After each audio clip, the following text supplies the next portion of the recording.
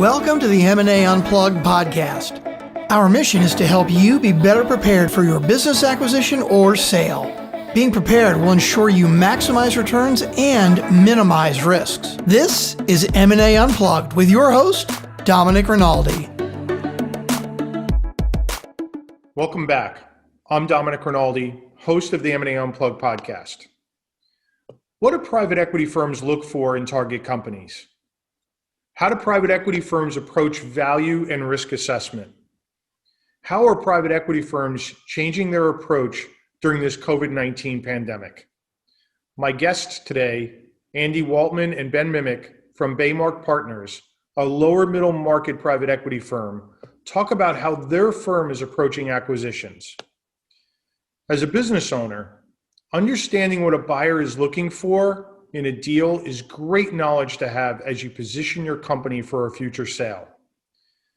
Ben and Andy also discussed what they think the M&A market might look like over the next 12 months. You will walk away with some great insights. Before we get into today's episode, if you want to avoid common deal pitfalls, the risk of losing substantial dollars, you need to know how ready you are for a transaction. Because I believe proper preparation is so critical to your deal success, I have developed a 5-minute assessment that will allow you to immediately gauge how ready you really are to buy or sell a business. You can access these free assessments and other free resources on our website at www.k2advisor.com/resources. Being prepared is critical to ensuring that you maximize returns and minimize risks. Thank you for being here and hope you enjoyed today's episode.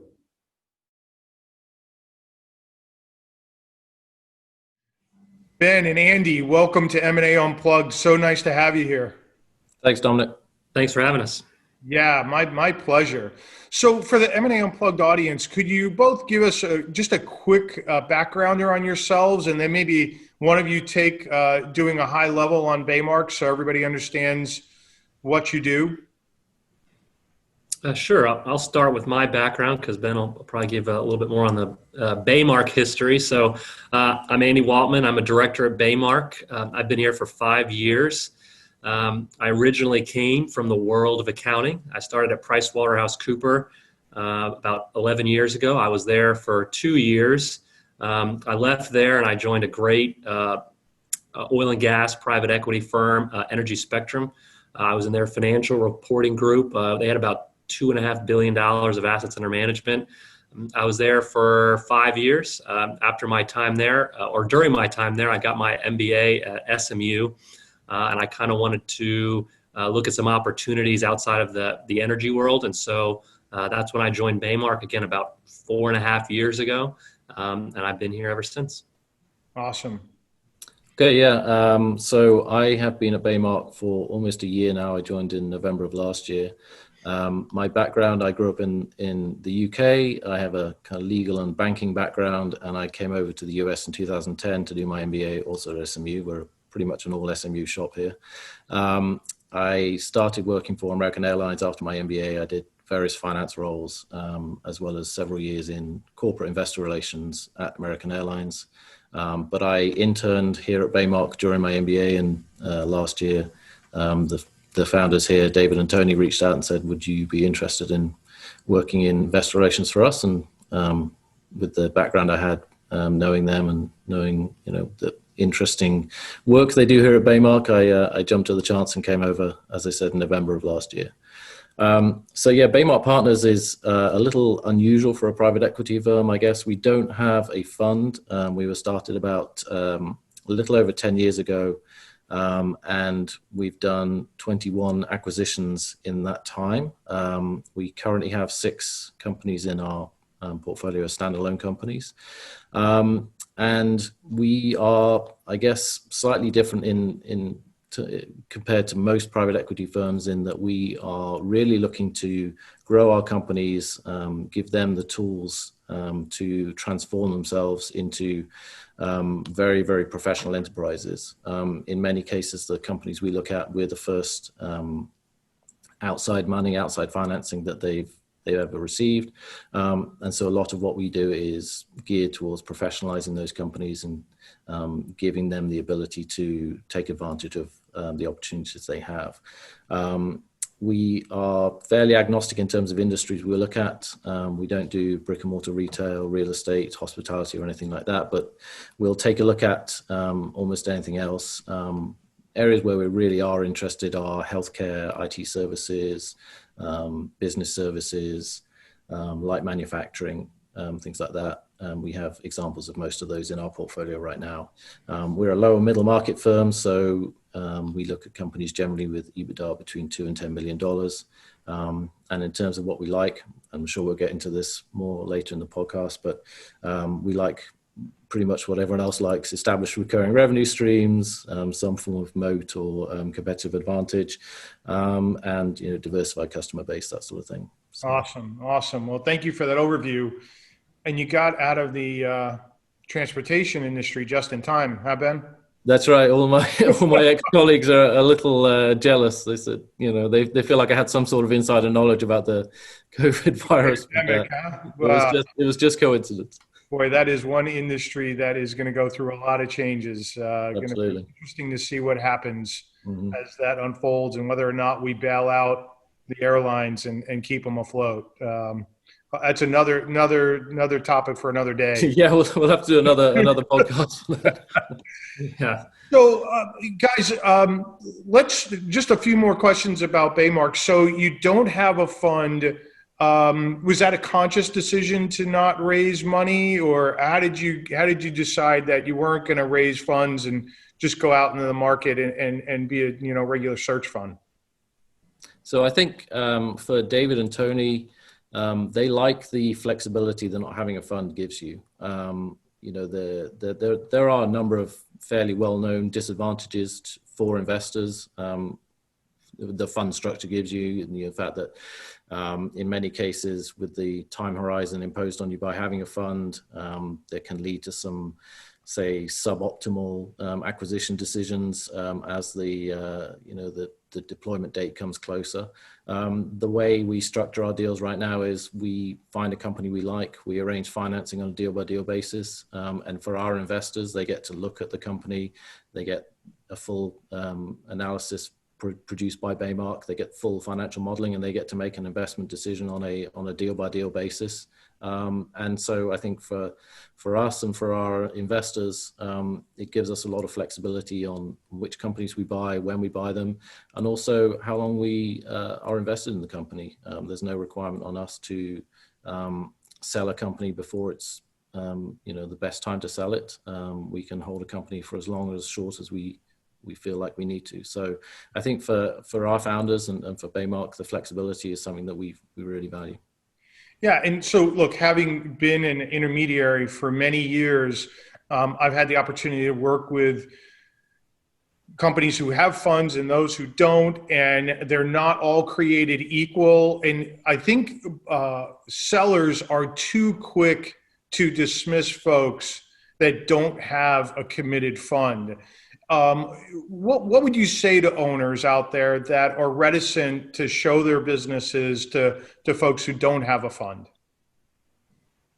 Well, I'll answer that one. I would say, there is, I understand why there is some hesitancy there, right? I mean, when we're hesitant to use the term independent sponsor because that can mean a lot of different things. Sometimes that can almost be a broker who might just want a couple points in a deal, and it can go all the way down to us where we're control investors and we've done 21 deals. And so I think it's important that sellers know that that's, can be an attractive partner that can, if they get you the right value and, learn about their history, what have they done? And, but we've shown over obviously about 10 or 11 years, we've done 21 deals. And so that should give some confidence that, hey, just because we don't have a committed fund, we do have committed investors who are ready to work with us.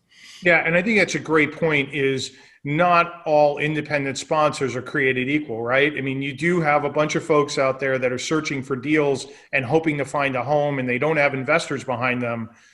up the spectrum to you guys who are, at the high end of the spectrum where you've got investors behind you and you've done deals and you've got a track record. So I think it's important for anybody in the M&A Unplugged community who's listening to understand that just because somebody's an independent sponsor doesn't mean that they should automatically be, kept out of a deal. There are plenty of very good independent sponsors such as yourselves. So what is your typical strategy for a company? Like, are you looking to invest and hold it for 3, 5, 7 years? What are you looking for in a company? Do you like management to stay? Do you want the owner to stay? What are you looking for in a typical transaction? Sure. So, of course, every one of these rules I'll give, there are too many exceptions for each one, but I'll do my best. I would say our general strategy of what we try to do is we look for, we have some people here with a little bit more of an operational background that are, we don't look to come in and take operational roles. We're not looking to replace an entrepreneur or founder and come run the business. However, we are comfortable kind of coming in, working with the entrepreneurs, finding the right team of people to build around him. And so I would say we look at companies that are maybe a little undervalued in the market, that might, we like companies that have recurring revenue, but sometimes we'll look at companies that don't have that. And we'll look at companies, that are a little bit more tied to the construction market with, a little bit more cyclicality, or they're just a little bit smaller. We'll go down into the 2 million of EBITDA range. And some private equity firms don't really want to play in that space. And so I would say our general strategy is to find companies like that have the potential, but they don't really have the people, the infrastructure, the procedures there. And we look to come in, help them build that, grow the company, take that 2 to 3 million of EBITDA, grow it to 5, 6, 7 million of EBITDA, where now you're not so solely dependent on an entrepreneur. You're dependent now on a company of people and systems. And now you hopefully have a market of buyers that was larger than when we bought it. And so that's generally the goal. But as far as, owners, our goal is almost always to have the owner, I've taken it as far as I can. I want to take some chips off the table, but I want to keep a meaningful stake and, have that second bite of the apple. Yeah. I think that's a great point. And I think depending on the age of the owner, that's very appealing to them, right? To be able to get a sophisticated buyer like yourselves to come in, take some chips off the table, bring some real process and professionalism, and then go sell it 5, 7 years down the road for twice or 3 times what the original transaction was worth, or maybe more. Yeah. Yeah, we've seen many people with, carry a 20, 25% retained stake, and that end up being worth more than the original 75% purchase price. So yeah, that could be very appealing, very appealing. So let's talk a little bit about what you're seeing in the market right now. I mean, we're in this, COVID environment. There's been a lot of shifting grounds. I don't think it's all settled out, but what are you currently seeing on the sell side? Oh man, we've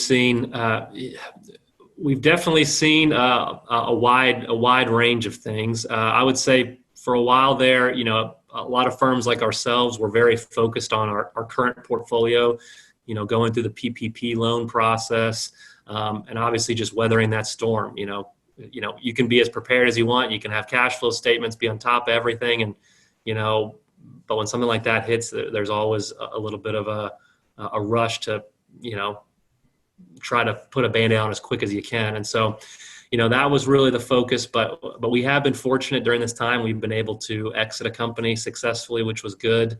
We were able to buy a platform company that did definitely got delayed because of COVID, but, the company was able to perform through the, March and April months. And so we were able to kind of get everybody across the finish line and still complete that. Currently our deal flow right now, I would say, we have a few businesses in particular that have actually done pretty well during this time. We have a couple that have, essential businesses that are tied to construction. And so we've been pretty aggressive looking for some add-on opportunities for those. We also have an IT services company that we've been looking for add-ons for those. So we're definitely still looking for platforms. I would say the deal flow there for those bigger 3, 4, 5 million EBITDA companies has definitely slowed, and the quality hasn't been quite as high, although we are starting to see that come back a little bit. And so we've been focused on a little bit of a smaller, for add-on opportunities, we'll go as small as, 400 or 500,000 of EBITDA. And so we've been looking at some more of those opportunities, really trying to put these companies that are doing well during this time and put them on an even stronger foothold. So, yeah, I think that's an interesting point. We definitely saw the market slow down a bit. We are seeing a bit of an uptick, but I'm a little surprised we haven't seen more of an uptick, given some of the discussion around the outcome of the election and maybe capital gains taxes going up and things like that. I thought we would have seen more sellers come out and try to get ahead of that, and we just haven't seen that. Well, and I think the last thing is a lot of the people I think that were in the market, March, April, even right now, they started their process with brokers pre-COVID, a lot of them, and they said, hey, you can sell this company for 6, 7, 8 times. Well, then all of a sudden, overnight, buyers changed. Hey, wait a minute, I'll pay you 6 times, but 30% is going to be an earnout, or you're going to have a seller note. And so, first there was a knee-jerk reaction from buyers, and some of it is right, but some of it is also, everyone's just like, everything's going to go bad, so I have to reduce everything. And so now you're kind of starting to see, okay, how's this company performed? And sellers are starting to say, okay, maybe I have to get my valuation expectations. So, everybody kind of moved apart, and now we're starting to come back together. So I do think, more and more deals will start getting done again.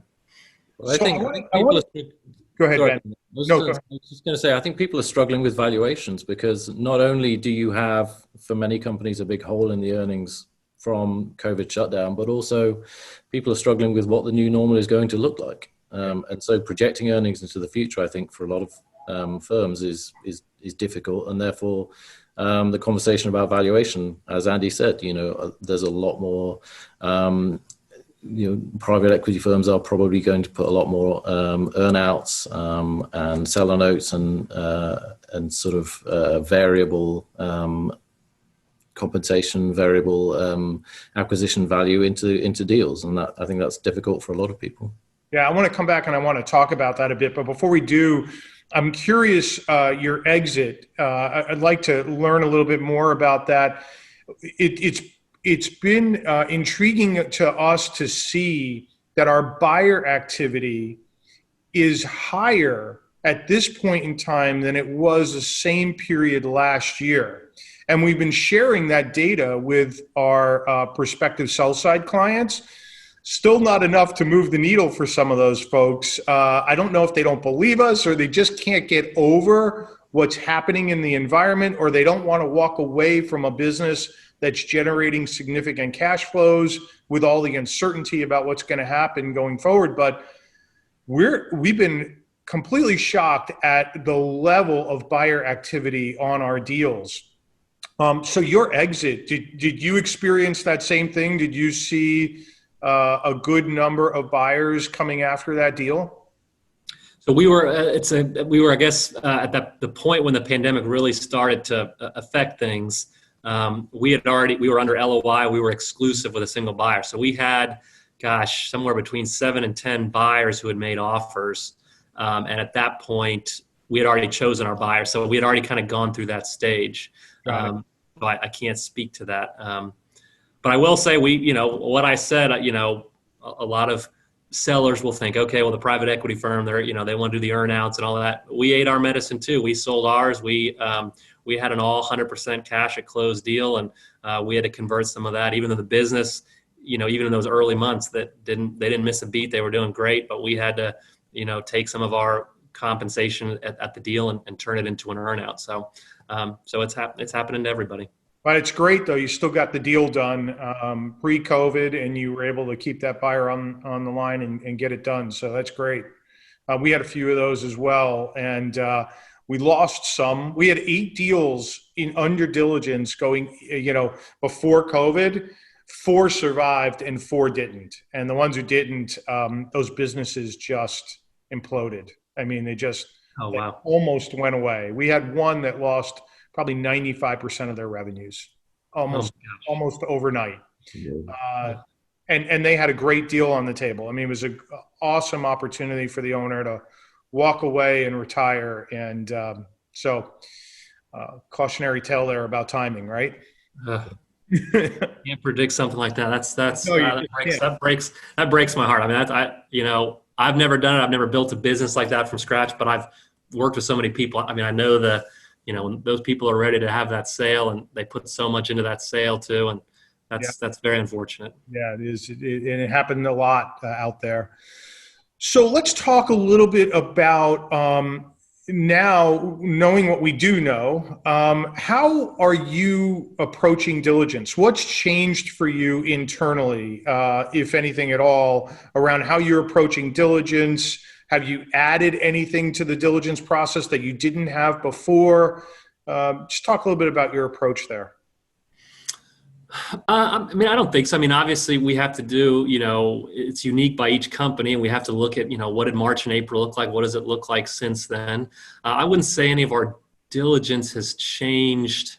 I'm trying to think of any companies that had just such a specific, I mean, other than just general downward trend because of COVID. I'm trying to think of any that I've worked on that had a direct link that we had to do extra due diligence.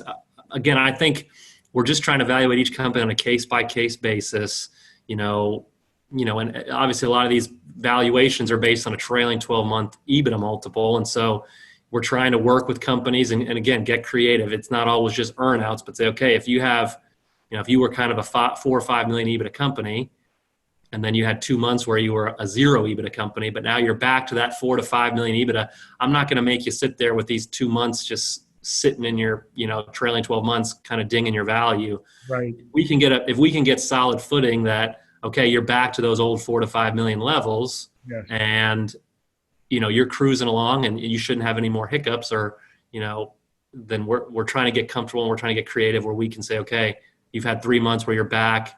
And so we can work with you then. We're not going to make you wait 12 more months before we get you a full valuation. So what are the banks saying to you on the back end about that? What's the conversation you're having with your lenders?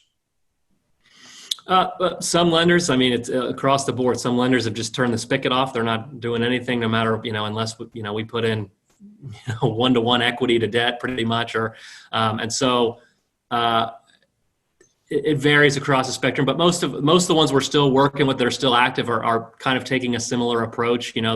They might want a little bit more earn out or, a little bit more, hey, they got to prove it's going to keep going, but they're not forcing the issue of having to wait 12 months till this all rolls off. So they're trying to look forward and saying, what is this going to look like over the next 12 months? Not just what did the last 12 months look like? That's great. Have you seen, the opposite of that, where companies really benefiting from the pandemic and their revenues are up 30, 40, 50%, and now value expectations have gone in the other directions?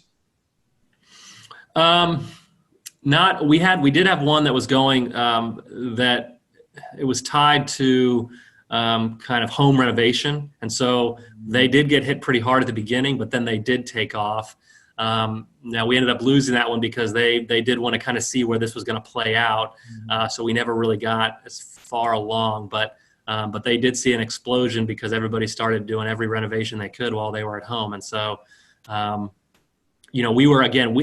had this kind of 2-month black hole in their books, and we said, and they showed that they got back to the old normal that they were at. And we were ready to pay them for that and even give them an earn out for the new stuff that was coming in. But we said, but you got to show it can, it's got to come in now for a year, 18 months. And, and they said, well, we just want to wait to see it. They just want to ride it out and they want to see how the next, how the next 12 months look for them. So right. Yeah. We had an interesting situation actually with one of the companies we bought during, the pandemic close down. It was an installer of school security systems. And a lot of the potential investors we spoke to, were very concerned about the impact that COVID shutdown, school closures would have, state budgets. And so they were very wary about investing in that business. But actually, the COVID was very beneficial to earnings for that company because they are able to make money when they install school security systems. And this closure extended the window that they were able to make those installations from its 3 months to a much, much longer period. And actually, the backlog of revenue and projects just grew bigger and bigger during the COVID shutdown as more and more education departments started scheduling this work, and actually the COVID pandemic was very beneficial for earnings on this company, and yet the perception was that it was going to be a big negative. So we had to work to address, the perception and bring to people's notice the quality of the company. Yeah, I mean, you really, when you look around at various companies, it really has become the haves and the have-nots, right? From a growth perspective, and owners that have benefited are clearly looking at their values and they're wanting more. But the question is exactly what you're saying: is it sustainable? Mm-hmm. I mean, what is this going to look like 12 to 18 months? Is it going to settle back down to where it was before? And so it's going to be interesting to see how that unfolds for a lot of those owners. Let's talk about closing up a deal, legal aspects. So it sounds like your diligence hasn't changed much. I'm sure it was very comprehensive, but what's changing from a legal perspective, maybe in some of these agreements as you look at closing up deals that might have been impacted by the pandemic? Let's see. I guess everybody's looking a lot closer at the reps and warranties. Do we want to make sure, you want to get as much out in the purchase agreement that, hey, if you know something, you gotta come out with it if a customer's going down or anything like that. And so there's definitely been some additional attention to that. We're a firm that hasn't historically used many earnouts, and so with deals we're obviously making sure those are crafted where the buyer feels it's fair, or the seller feels it's fair, and it works for us as well. What else? I'm trying to think of the one we sold, if there were any other specific. About reps and warranties, are you seeing some changes there from a reps and warranties perspective, and are you getting ahead of that with folks? Are they becoming, I'm hearing from attorneys that reps and warranties and indemnifications are getting beefed up now because there's so much uncertainty. Yeah, a little bit. We try to allocate a little bit more of the risk, what we think is a fair allocation, at least to the seller. Sometimes I'll use an example: knowledge qualifiers, right? A lot of sellers want to put in, to the best of my knowledge. Well, in certain instances we might allow that, whereas now we'll say, okay, wait a minute, you can't say to the best of my knowledge that my top 10 customers are all doing great and expected to be business as usual. You need to be calling them, and you need to know. Who better to know than you? I'm not going to know. You need to do more than just to the best of your knowledge. So things like that are definitely getting beefed up, and we're we try to be very careful. We luckily have someone who works here. One of our founding partners was an attorney, so he's very knowledgeable about that, and he keeps us all honest. But sometimes those reps and warranty, you kind of, there's 3 or 4 you care about, and the other ones you kind of, you don't pay. You kind of forget about them sometimes. But now there's, each one you got to look at and say, okay, what does this mean in this new world we live in? So yeah, and I think it's important for owners to understand that this is fair, right? I mean, given what's going on and the uncertainty, this has always been a sticking point in a lot of these negotiations, but this is going to change, and private equity groups and strategics are going to spend more time worrying about reps and warranties and indemnifications, rightfully so, not knowing what's going to happen. So as a firm, have you guys ever used reps and warranty insurance? We apparently have done it once. It was before both Andy and I's time, but we did ask about that. But it has been used by Baymark once. And I think it's a very good idea when there is a you have a seller where one party has a lot more risk in the game than some of the other sellers. I think it helps get everyone on the same page in terms of where the risk is being allocated. So there's definitely, I think, a place for it in certain deals where you might have an asymmetrical risk profile between different sellers and buyers. But you're not thinking now is a time where you might be incorporating that more given the uncertainties in the market? I don't think as a matter of course it's something we'll look at, but certainly in situations, there are situations where I think it's definitely something we would use.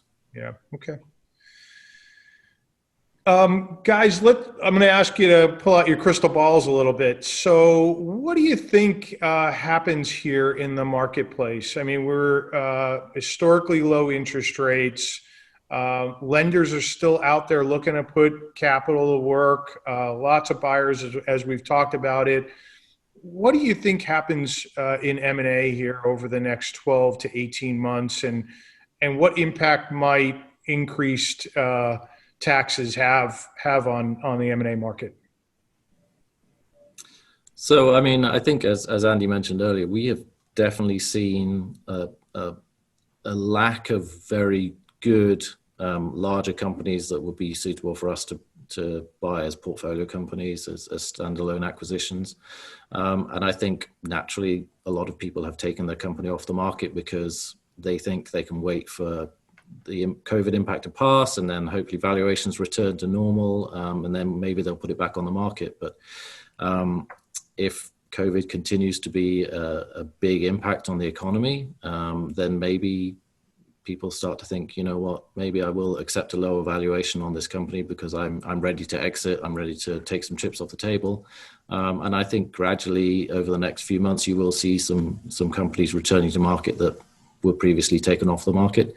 Now, the impact that perhaps higher capital gains taxes will have on that, it's hard to say. But I mean, if higher capital gains taxes are here to stay, then there's no real workaround for that. And I think, you know, if you didn't do the deal before the election, then you either wait for a new administration or you sell your business, and that could be 4 years. So for a lot of people, that's probably too long to wait. Yeah, fair point. Andy, anything to add there? Yeah, I think, I think it's going to be a lot of, starts and stops, right? I mean, you're going to see, sometimes the cases go down and maybe people get a little bit more wanting to sell their business, but I still think we're going to see mostly a deflated deal flow.